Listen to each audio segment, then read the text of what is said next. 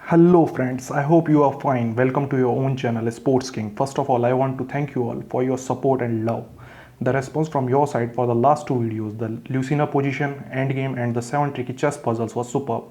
And if you have not watched those yet, I am going to give it in the I button shown upper right hand side corner of the screen. You can click on that and you will be redirected to that video. Other than that, you can go to my playlist to watch more interesting stuff. Friends, many of the viewers have asked me for chess materials, so for that purpose I have made a Telegram group in which chess PDFs, books, videos, puzzles will be shared, and it will be an open group so anyone can share anything. I am giving the link down in the description box, so join that group and subscribe this channel, and don't forget to press the bell icon to get the latest video updates. Now see at this position, what you can see on the board is the white king, the black king, and three pawns against the three pawns. Yes, these three pawns against these three pawns. And in this position, whom do you think is winning if white to move? Now let's suppose if it is white to move and the king starts racing towards the pawn. Let's suppose the king on f1, king on f3, king on e1, e3, d1, d3, c1, and after c4 it is very clear that the black side king has reached towards the pawn and he is going to capture the pawn and obviously winning. Now let's suppose another variation in this position.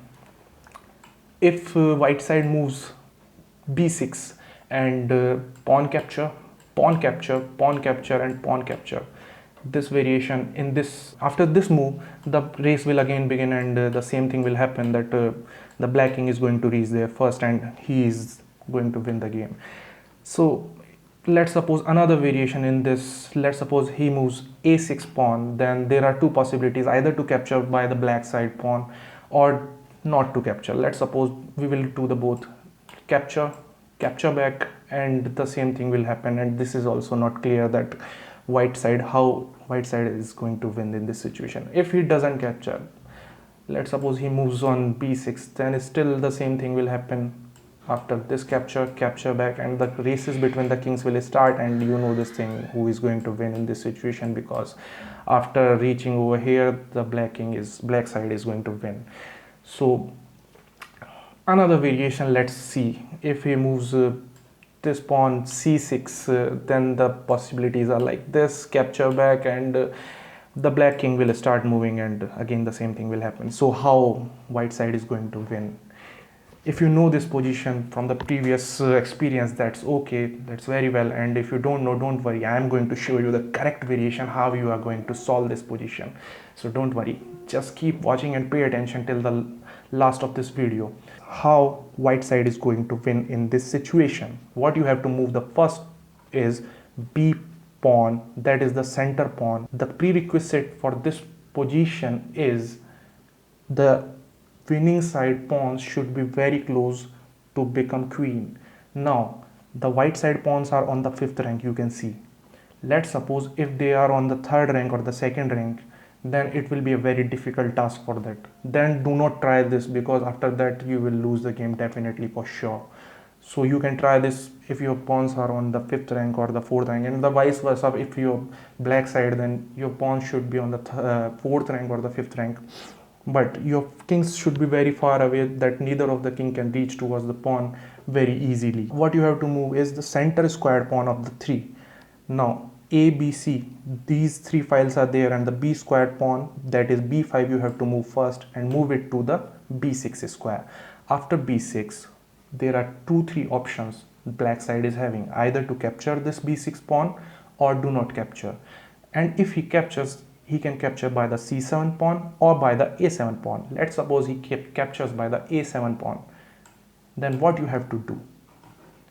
What you have to do is, if the a file is blank after that, you have to move the pawn from the c file, that is this pawn. Then the tricks comes. If black side is going to capture by b7 pawn, what you have to do is move your pawn on the a file to a6. Now it is going to become a queen, very for sure. Let's suppose if he captures your pawn on a5 by the b6 pawn, then what you have to do is just capture the b7 pawn by the c file pawn. and the same process will happen, and you have to promote that pawn and you will win definitely.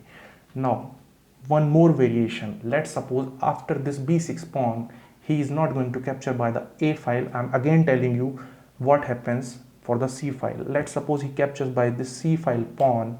What you have to do is, he has captured from the c file, so what you have to move is, you have to move the pawn on the a file, move it on a6. Two options are there. He is going to capture by this or by the b6. Let's suppose he captures by the b7 pawn. Promote your pawn on the c file and it is going to become the queen first other than all the black pawns.